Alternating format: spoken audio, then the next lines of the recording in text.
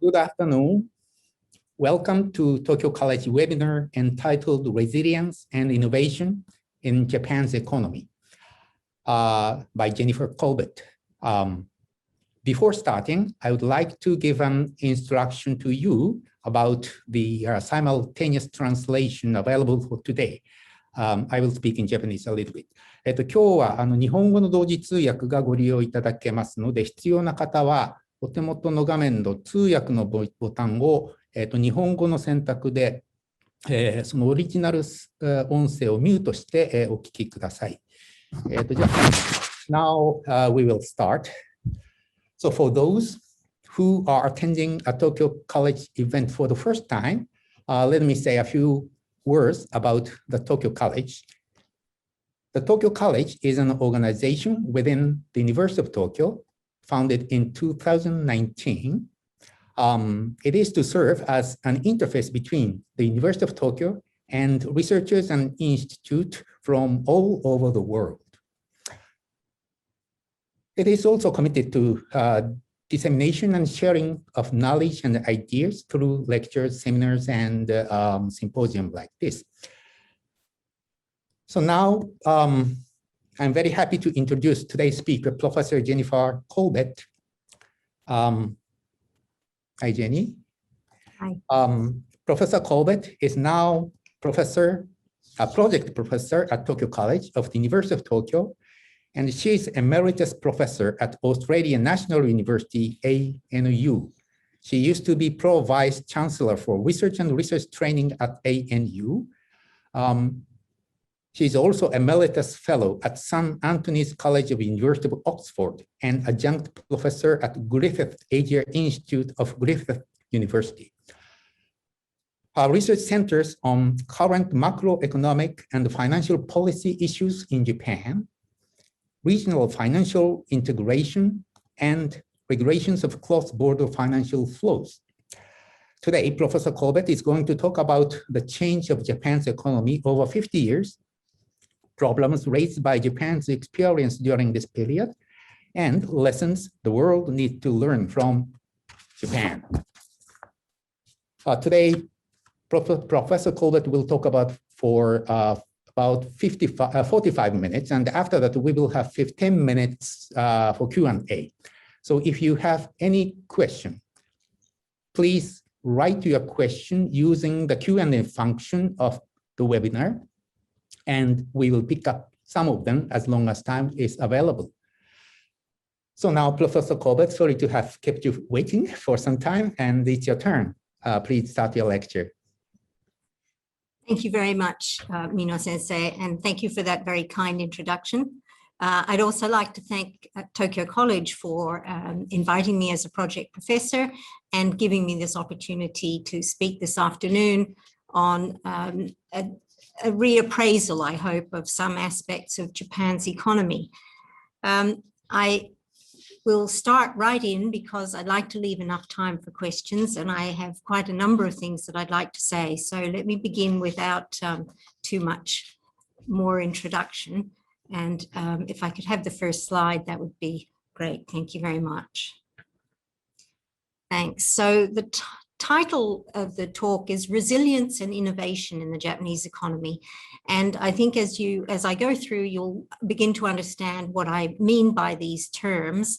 We had some discussion about how to put these words into Japanese, which was an interesting discussion for me because I hadn't thought that the term resilience was a challenge in Japanese, but indeed it turned out to be more of a question than I had anticipated, and it may be that as we go through the discussion, you'll have similar questions about what am I getting at here.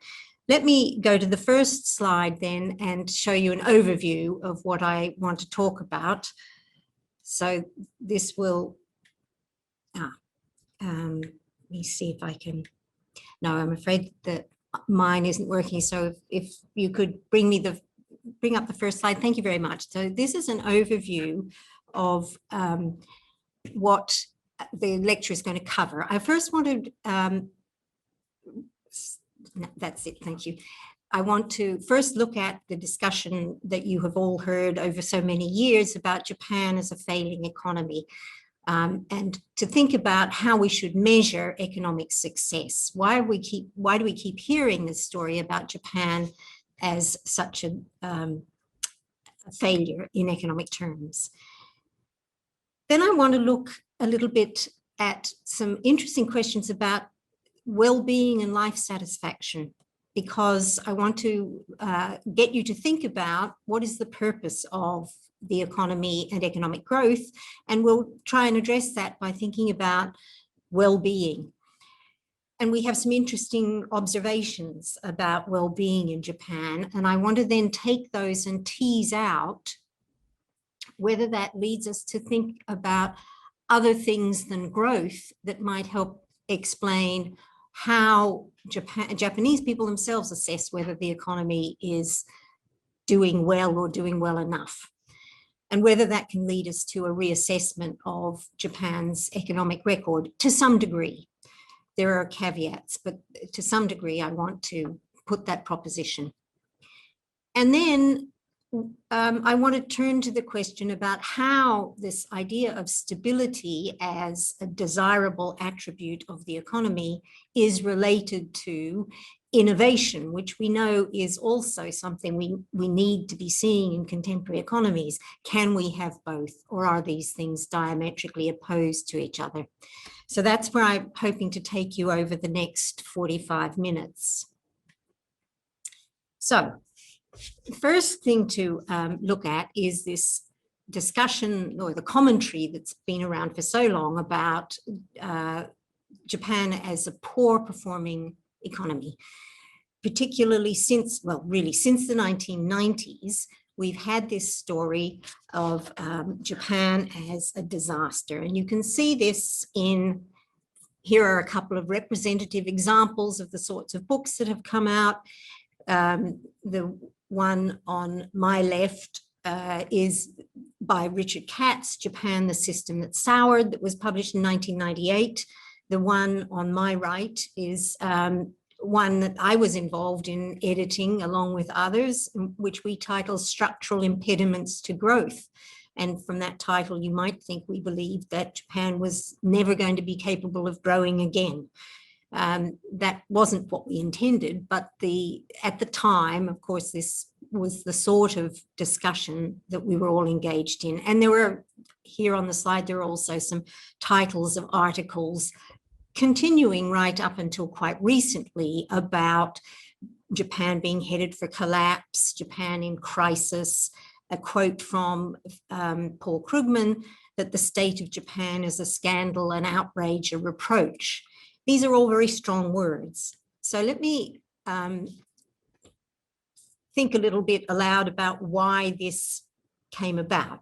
Now, the main issue was, of course, that everybody was focused on the low growth rate of Japan as it shifted from rapid growth of 10% or so in the 1960s and into the 1970s to around 2% or less after 1990.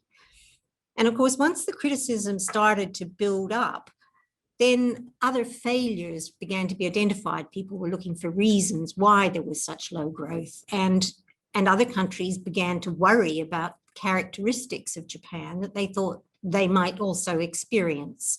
So problems of deflation, problems of high public debt, aging population, low productivity growth, so-called zombie firms, undisciplined banks, leading in Japan's case to a true banking crisis, and policy mistakes, which is what Paul Krugman was really pointing to in his remark that I quoted. That criticism was mostly from outside Japan, but it did take hold inside Japan too. Although there were people who, even at the time, were not so convinced that this was the correct narrative. Nonetheless, there was pretty much a groundswell. But I would like to suggest that there may be some other elements of Japan's economic performance that we should be reevaluating. So the first thing I want to ask is whether GDP is the measure that we should be using to think about the success of an economy. And of course, we should start by remembering that the purpose of economic growth, that is creating more wealth, is to improve living standards and to improve people's well-being, to improve welfare. Now, whether GDP or its growth rate are good measures of economic performance, then is a question if we're actually ultimately interested in that welfare purpose. And there's a huge literature on this, and I'm not going to do it justice, but I've summarized here on the screen, on the slide, some of the arguments in favor of GDP and some against. So in the pro-GDP camp, the points are made and important that goods and services produced, which is what we measure by GDP, are an important component of well-being. People need them to live well. And that GDP growth is highly correlated with other elements of welfare. Richer countries have higher life expectancy, lower infant mortality, lower inequality. This might come as a surprise to some, but in general, that's true. And so generally, increases in GDP are associated with increases in measures of well-being. There is a debate about that, which has been labeled the Easterland paradox after some work done in the early 70s, which suggested that that was not an observable relationship, but actually it probably is now regarded as being a correlation that is in the data. And the fact is that to measure other well-being directly, to use other measures for economic success is quite difficult, expensive, time-consuming. And if GDP is a good enough measure, maybe it's not necessary. On the other side, there are some formidable voices lined up, and they too have strong arguments. So probably the best known of the recent work is a book by Joe Stiglitz, Amartya Sen, and Jean-Paul Fitoussi. So that's two Nobel Prize winners in the authors, and they point out that GDP excludes a whole range of non-market activity that we really should be considering. So it doesn't account for natural environment effects, doesn't take into account unpaid elements of GDP, unpaid work, and so on, and that it doesn't directly capture all of those elements that are important for the quality of life, like inequality, crime, infant mortality, and life expectancy, even though those are measurable. As I've said, there is the Easterland paradox. We're not too sure about the strength of the correlation between GDP and these other measures of life satisfaction. And importantly, measures that do take these things into account can give quite different rankings of countries' position in the world in terms of their welfare. And I've picked up one particular one by Jones and Klenow, which creates an index number of countries' welfare and then is able to look at the growth of that welfare. And the picture here gives you a sense of how differently countries rank compared to the ranking that would come simply from their GDP per capita growth rate. I've circled Japan there in red so that you can see it a little more easily. And you can see that it's above the 45-degree line, meaning that its welfare growth puts it in a higher rank than would come simply from its per capita GDP growth. You can see that the countries are spread around, so that this indicator is telling us something that we can't pick up purely from GDP growth. So let's now think a little bit or look directly at some of the measures of well-being, because there are some intriguing features here about Japan, and I can't go into them in great detail, but I'm sure there'll be questions later. The first thing to say is that Japan famously appears to be unhappy. I think probably everybody knows that in the rankings of well-being, when world rankings are drawn up, Japan typically ranks surprisingly low. And I've listed a few examples here in the World Happiness Report. The most recent one of 2021, Japan ranks 57th in the world. On the OECD Better Life Index score, which has got several components, but the score for life satisfaction, Japan ranks 32 out of 40 countries. It's a bit better in some other measures of quality of life, but nonetheless, Japan sits in the middle or below. Now, there are a lot of reasons why that might be, and I will take them up in questions if you want, but basically there are many anthropologists, sociologists, social psychologists who've talked about the fact that survey data may have cultural biases built into it, and that the way people who are surveyed answer the question may reflect cultural propensities that mean that we can't make direct international comparisons.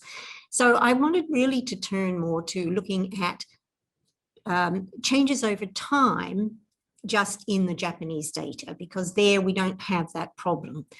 And there is an interesting piece of recent research by Saracino and co-authors, and the co-authors include a number of Japanese co-authors, who point out that satisfaction, life satisfaction, actually increased slightly through the period in which Japan's growth was slowing down. Now, the pattern is a little bit varied, but basically in the early 1990s, there was an increase. And again, in the 2000s, there was an increase. There, I can show you the picture. First, here is a picture of the OECD Better Life Index, which shows you where Japan ranks in the OECD countries. And here is the picture from the research by Saracino and Hiroshi Ono about this argument that there has been an increase in life satisfaction despite slower growth. And you can see here, I don't think I can't use a pointer on the screen, but you can see that GDP per capita is the solid line, and the life satisfaction is the broken line. And you can see the increase in life satisfaction from 2000 onwards. And you can see that very slight increase over the 1990s, but certainly no perceptible downward trend here. And the growth rate, this is the line for GDP per capita is in actual dollar terms. So you have to infer the growth rate from the slope of the curve. And you can see that during the 1990s through to 2010, the slope of the curve is much flatter than it was earlier, which is the low growth rate story. So let me just go back to what I want to say. Now, Saracino and Ono argue that this is probably reflecting changes in social policy, that in fact there were improvements in social welfare policies during this period, and they identify particular groups in society who benefited from those welfare policies, who also had big increases in their life satisfaction, which gave us the average outcomes. But I would suggest there might be another factor as well, and that is, I want to ask whether the increase in satisfaction may come from a sense of stability in economic outcomes rather than growth. And I'm going to elaborate a little more. Just to start with, I want to say that stability and economic security are not exactly the same, but they may be related. So in effect, I'm suggesting here that economic security, a sense of economic security, may be an important element of well-being. Let's go to, first I want to have a look at what we can say about stability. How stable has the economy been? The first thing to say is that, again, GDP growth rates are only one element of macro performance. But the stability of GDP growth or of GDP growth per capita is an important element that policymakers spend a lot of time thinking about. They worry as much about business cycles, about ups and downs in the rate of growth of output, as they do about average growth rates. And indeed, arguably, they have more control over the business cycle than they do over the average growth rate. all economies have cycles of boom and bust. That's what we call business cycles. And these can be episodes of actual shrinking of the economy, recessions. The newspapers typically label recessions when there is negative growth, but in fact, a growth recession can take place when growth rate dips. So these can be actual shrinking of the economy or just periods when the growth rate slows down and then when it picks up again. And according to official dating of recession periods or slowdowns in Japan, there have been 17 cycles since the end of the Second World War. And here you can see the indicator that the government here uses, one of the indicators. This one is the so-called coincident index. So it's an index number of several different variables that move at the same time as gross domestic product and the growth rate, so that it's picking up changes in the economy. And you can see that it certainly has bounced around to some degree since this graph shows you from 85 to 2021. The grey bars are the official recessions, and the line is simply the movement in the index, where 100 is the value that the index had in 2015. So you can see increases and decreases relative to the value it had in 2015. Now, what can we say about Japan's business cycles? Well, the first thing is that most of them have been fairly short and fairly sharp with quick recoveries. And so if you just measure the volatility of gross domestic product or the growth rate, it's the case that up to 1975, GDP was quite volatile, but that after that time, volatility steadily reduced. And there have been a few periods since the bursting of the bubble in 1990s when that hasn't been the case, when volatility has gone back up again. But on the whole, volatility after 1975, certainly up until the bubble burst, was low by international standards. And private consumption is the least volatile part of gross domestic product. Since 2000, not only has growth been quite stable, with the exception of a few short, sharp shocks, the global financial crisis and now COVID, but the recessions have been very few and short. So the grey bars in the 2000s, there aren't very many of them and they're very short.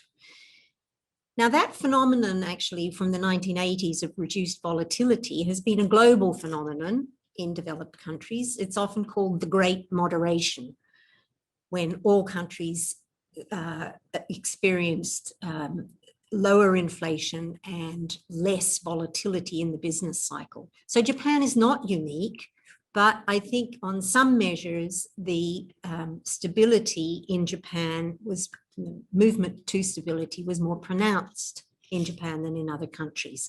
Let me just show you some of this in graphs in a minute. So what would we say about the business cycle evidence then?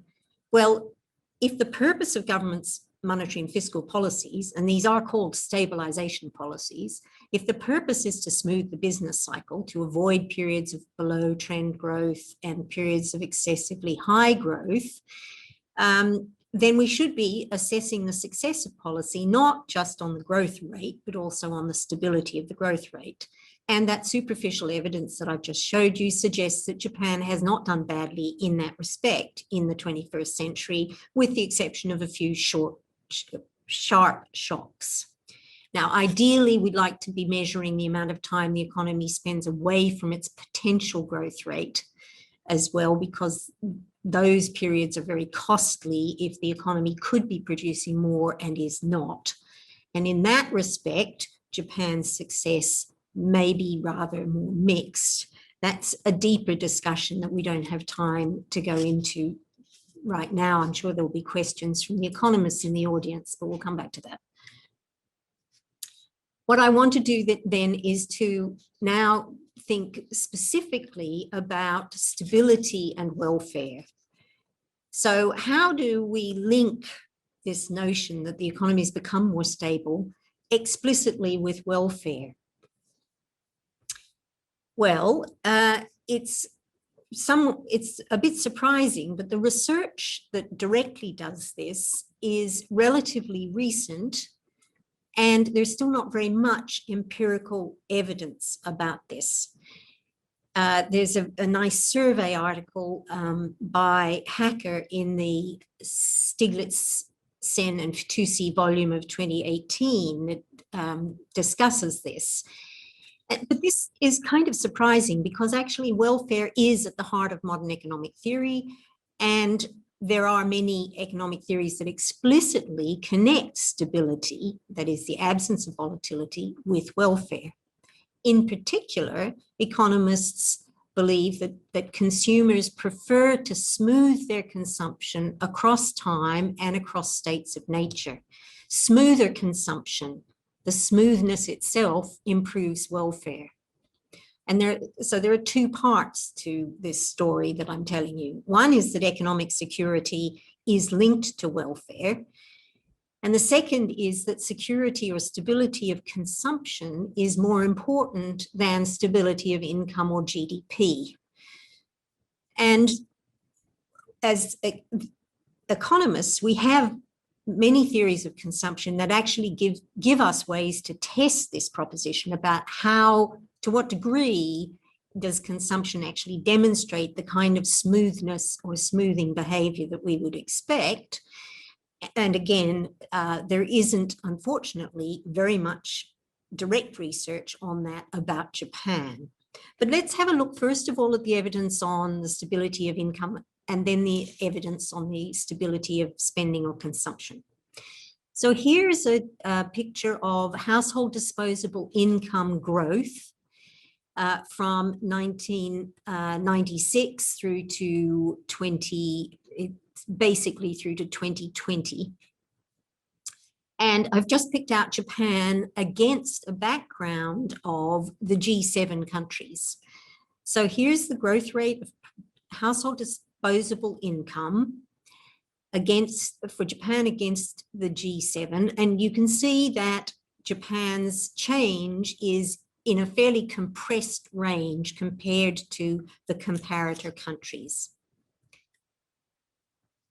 Here is spending, household spending data.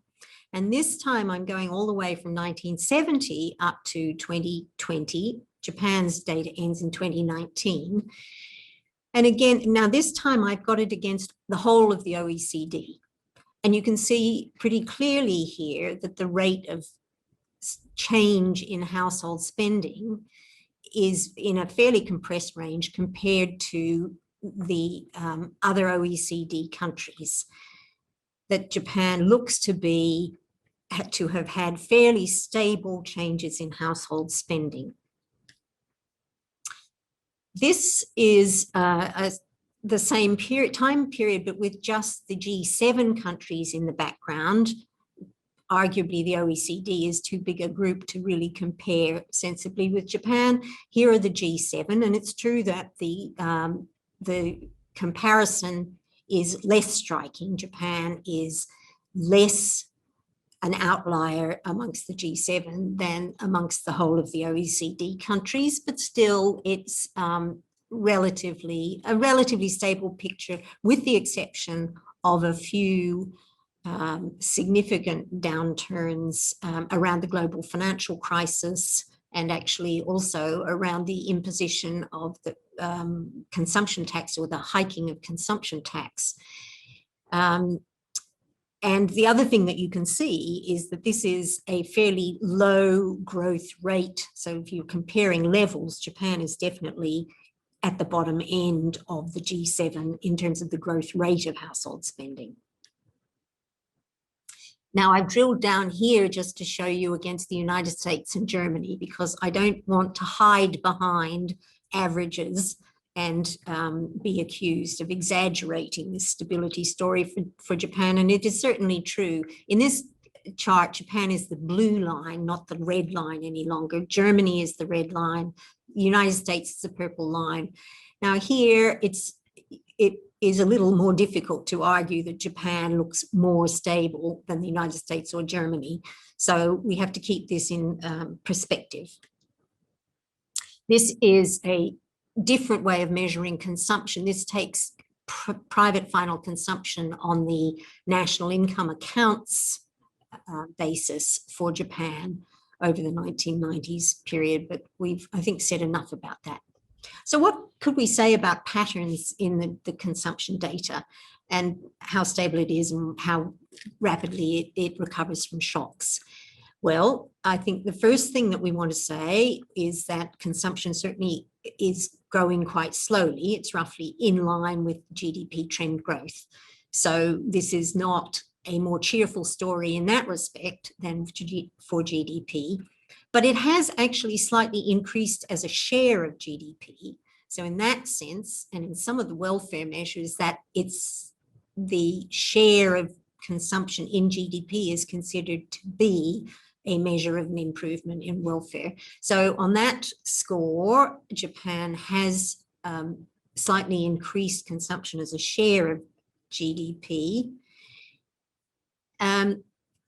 And consumption growth is more stable than GDP growth. So it shows lower volatility than GDP over the business cycle. So there is some smoothness in consumption visible in the data. It shows the decreasing volatility over time from the 1980s onwards, as we saw for GDP growth. And some research has identified the fact that there are some surprising features. For example, consumption did not fall very much during the collapse in the 1990s when asset prices fell enormously and output fell very significantly as well. Consumption did not fall very markedly during that period. So somehow or other, Japanese households were able to smooth their consumption through those periods. And other research into the business cycle in Japan, this last point on the slide, so this is a paper by Urasawa, shows that the sensitivity of consumption to changes in GDP is even lower in deflationary periods than in non-deflationary periods. So in times when prices are actually falling in Japan, consumption growth is not responding as closely to GDP changes as it does in periods when prices are not falling. So it's more stable in the deflationary periods.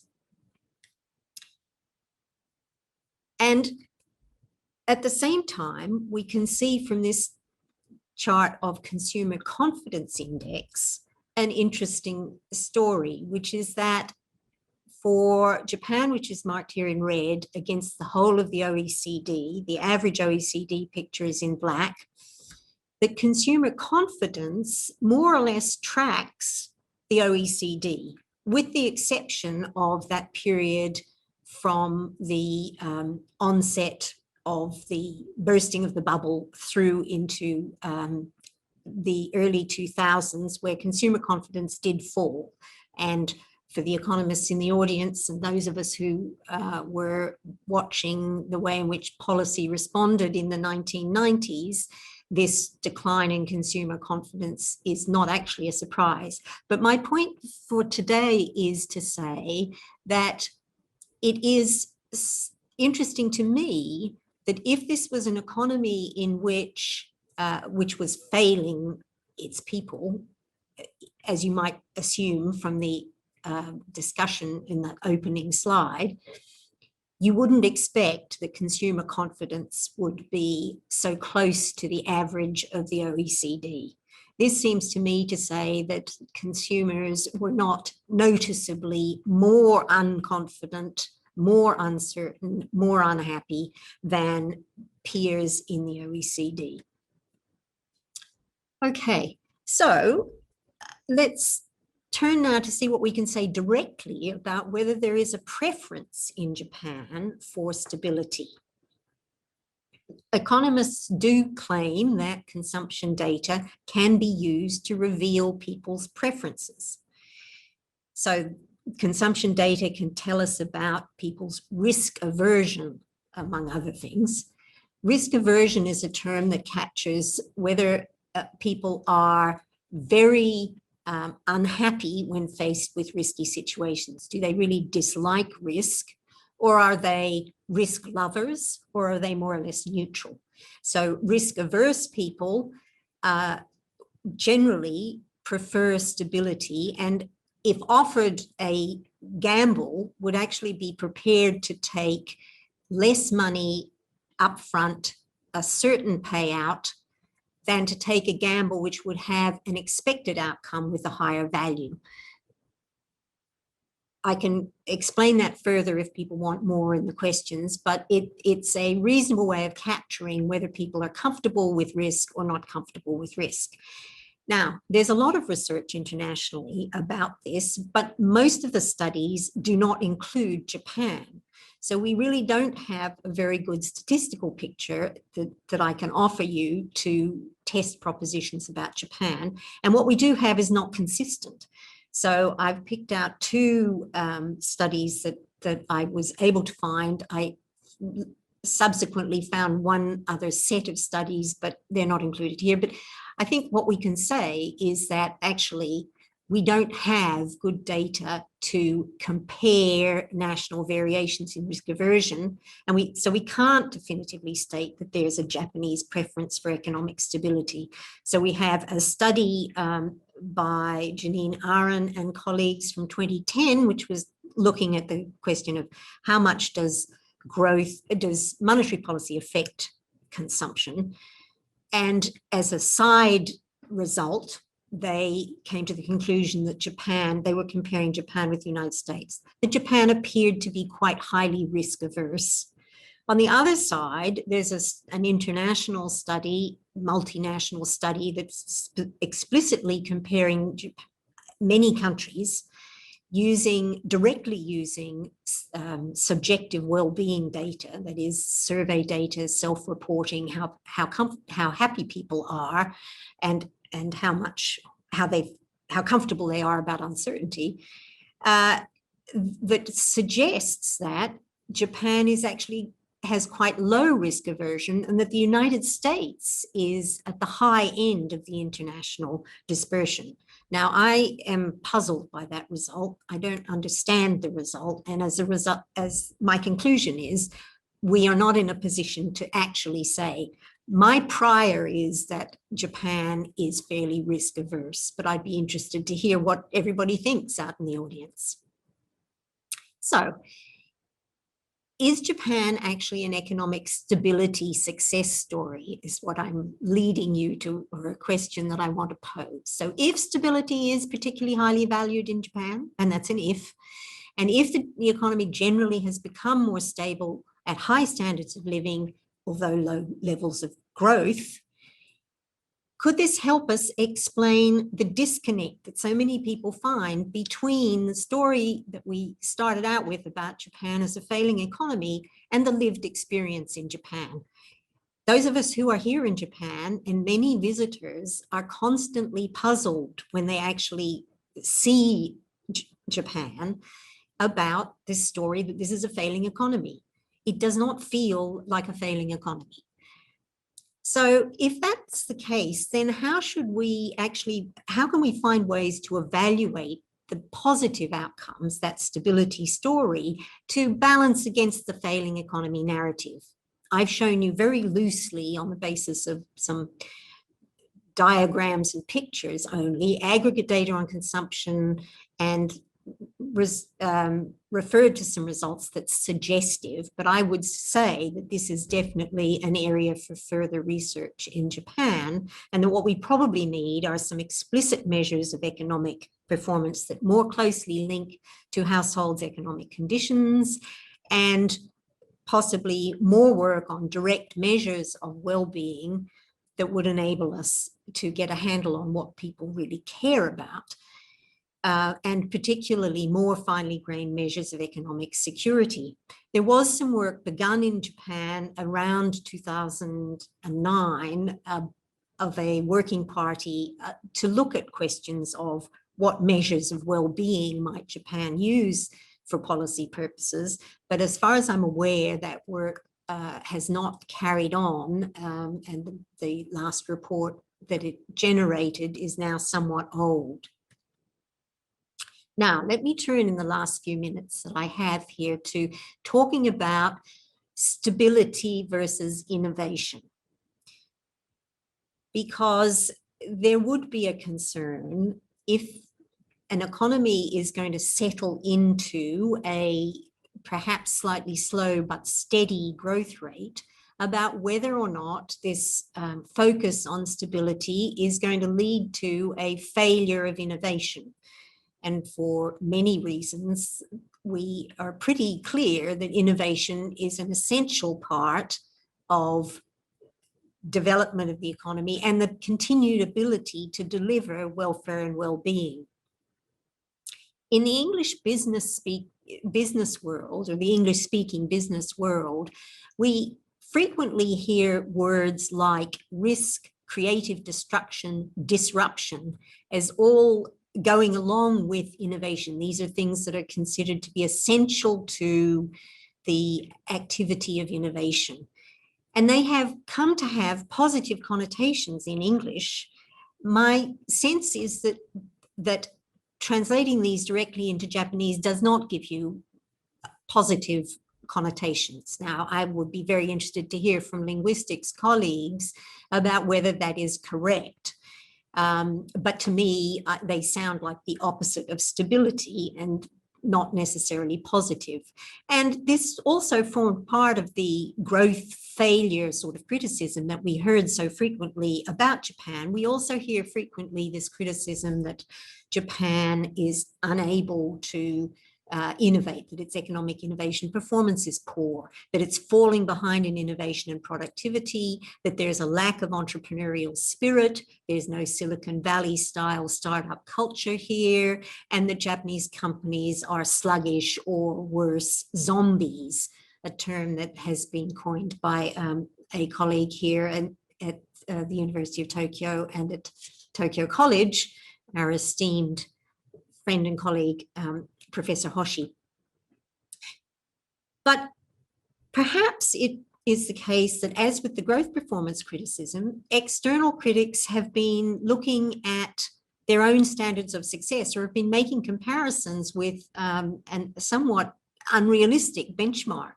They are comparing Japan with a model of the way firms behave that is something of a fiction. That is, it's a mixture of a textbook description with an idealized view of what Western companies are like. And so this narrative and the zombie story had many features. I'm not going to go through everything that's on this slide in the interests of time, but basically there was a lot of very good research to show that this problem of firms who were not performing well but being kept alive by their banks, that is a real phenomenon. There certainly are firms like that here. And it generated a raft of criticism of the characteristics of the economic system that are supposed to contribute to that. But I want to suggest that we need to be careful in this discussion that some of these zombies might be sleeping beauties. They might be companies that will come back to life again, and that if we turn off their life support, the cost of that may be quite great. So I'm going to finish up with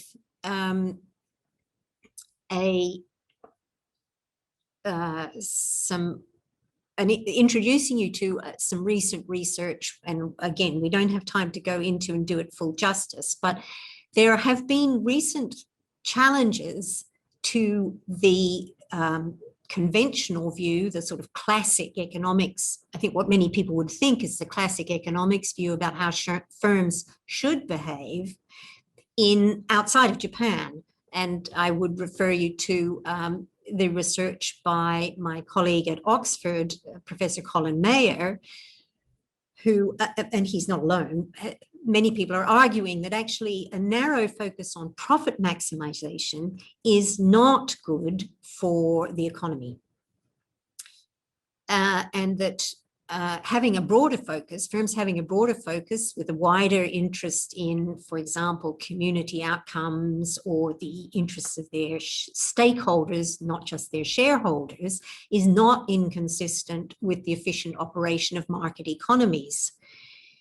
And many of those researchers would identify some aspects of Japan's firm behavior and the assumed value system in Japanese firms as being closer to a model that we would prefer to see of companies that have a broader purpose. Add to that the recent challenges to the idea that Japanese companies are all sleepy, incapable of innovating, and then we have two reasons for being a bit skeptical about this story. A recent book by Ulrike Schäder in 2019, and I have a copy of it here, this book called Reinventing, The Business Reinvention of Japan, argues that business is actually remaking the Japanese economy and certainly is managing to innovate while preserving, and here I quote from her book, a more balanced model of capitalism characterized by social stability and slow change. And she has many case studies in the book to support the idea that long-lived old Japanese firms are making multifaceted social contributions while protecting their stakeholders and their traditions, and that they are innovating and indeed world-leading in many new niche businesses. Similarly, Bob Eberhardt at Stanford has argued that although the ecosystem may look different in Japan, the rate of startups is not low by international standards if it's correctly measured, and the success rates are comparable, and the factors that lead to success are similar in Japan to the things that lead to success in other countries. So I think there's some more optimistic views about the fact that even with stability, you can have innovation and you can have change. Stability does not mean nothing ever changes. It may mean that it changes slowly and it changes in a predictable way and it preserves some institutional structures rather than throwing everything up in the air. But I would say I don't want to be accused of being Pollyanna here and of taking this sort of misty-eyed view of Japanese firms. I think there is right now a somewhat very interesting discussion or a perception in Japan, which I think is probably a bit nostalgic and a rosy tinted view about what Japanese firms' values are. And there's been a whole lot of interest in the ideas of Shibusawa Eiichi. There's a television drama running. There have been books about his view of Japanese firms. And so it is a slight risk that we could fall into the idea that all Japanese firms are imbued with these Confucian values that avoid the ugliness of Western capitalism. I think that the critics who warn that this can become simply a smokescreen behind which companies that are just not doing very well can hide, that's a warning that we need to take seriously. So I don't want to be too naive about this, but I do think that this is a very important debate for Japan about whether Japan can create enough wealth to continue to afford the stability that I've argued people really prefer. Now, I'm going to wind up here because I've already gone a little bit over time and I want some time for questions. Let me summarize quickly and then conclude. So I've been arguing that well-being is the ultimate purpose of the economy. Stability of economic outcomes may be an important element of well-being and welfare. Stability of consumption is probably the most important part of that package. People will differ in how important this is relative to other elements of welfare, and I haven't talked about all the other things that people care about in their welfare assessments. It seems that Japan may value stability quite highly, but we don't have enough research to be clear about that. But economic success should be judged on delivering the outcomes that people value highly, not only on delivering quantitative growth in output. So I would conclude by saying that it's too soon to tell if Japan can pull off this delicate balancing act, maintaining stability and preserving things that look outdated but are very appealingly Japanese, and reinventing them for the 21st century. But I do think that economists are broadening their perspective about what matters in economics. So the interesting thing is that this is not a discussion only about Japan. This is a big discussion happening in economics. And I think Japan's example may then be important for the economics profession and for other countries in a way that's different to the lessons that we learned from Japan's difficult time during the 1990s. We certainly learned lessons about policy and about how macroeconomies work during deflation. But I'd say now there may be different lessons that we are going to learn from Japan about how to clarify what societies value, how to measure economic performance in a way that reflects those assessments of value, and that these are certainly questions that economists and policymakers and citizens need to ponder. So I'm going to stop there and we'll open up for some questions. Okay, thank you very much, Jenny, for your very stimulating lectures. And we've got 12 questions. Oh, by the way, I'm very sorry that I didn't introduce myself at the beginning. My name is Mino. I'm Deputy Director of Tokyo College.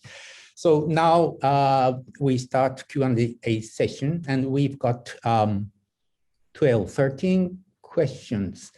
And actually, we are getting some diverse questions, but probably I will pick up the first, some general question by, say, which one should I take?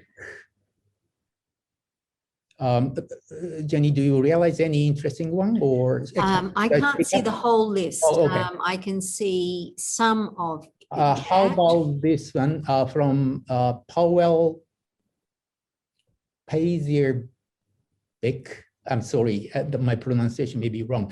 Thank you for a great lecture. The question I'd like to ask is technical development in Japan using robots, AI, and so on, a solution for the labor market problems under the current process of society aging?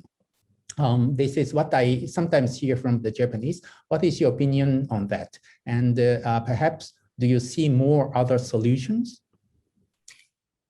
So that's an interesting question. I mean, I think that technology, AI, robots, a range of things is going to provide some help to all economies that face aging workforce. Of course, the issue is going to be what other workforce do they substitute? So they may provide the ability to do tasks that we don't have the labor force for, but they may also substitute for other tasks. Mm-hmm. And then we may find that we have workers and whole professions that have been replaced, and we will have to find things for those people to do, and we will have to have education systems and training systems to make that possible. So again, I think that the key here is to think about people's well-being in this process, and not only to focus on the labor productivity data that may come out of this, that it's a combined package of things that needs to be achieved. And of course, there are also questions around the ethics of AI that are well beyond the scope here, but there's a lot of really interesting research about what is it reasonable to use AI to do, and how do we control how it is introduced into our society. Okay, well, of course, the technology may play some very important role in determining the economy and the satisfaction of the people. In fact, there are so many, well, questions on different aspects, and I'm not sure if which one should I take. I can see that there is one question here about my measure of risk aversion. Yeah. And which is an interesting one. Rory is asking about. Yeah, actually, I am looking at the same one. and it might need. I'll try and unpack the question. It's quite it's slightly complicated, but what he said is that it may be true that on average Japanese generally are risk averse, but that consumers may be less risk averse in terms of the consumer confidence index that I showed,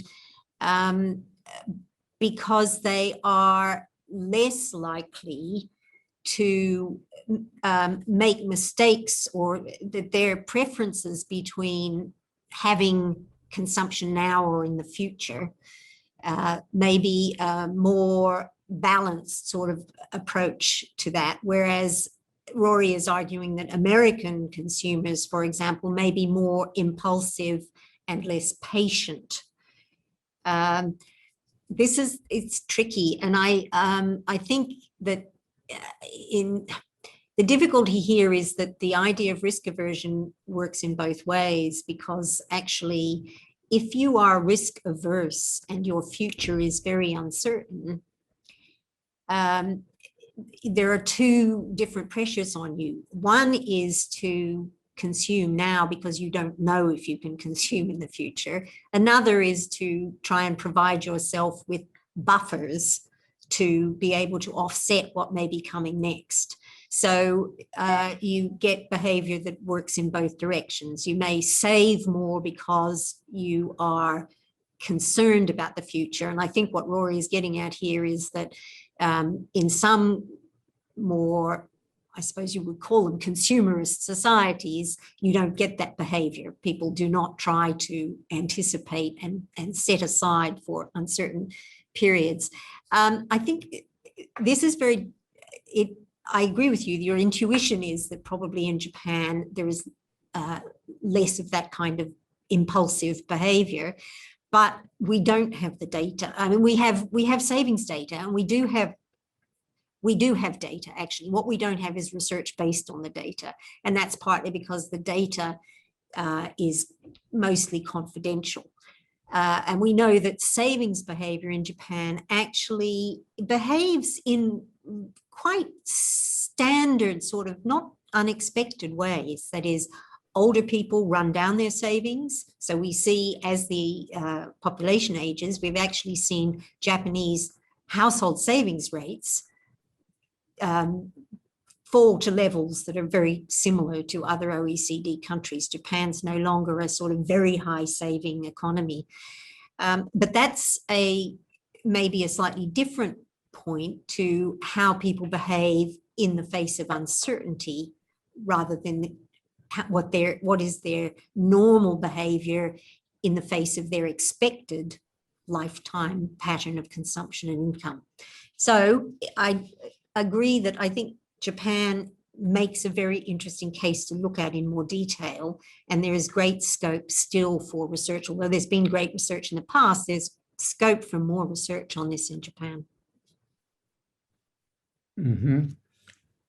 Well, maybe we can take the last question.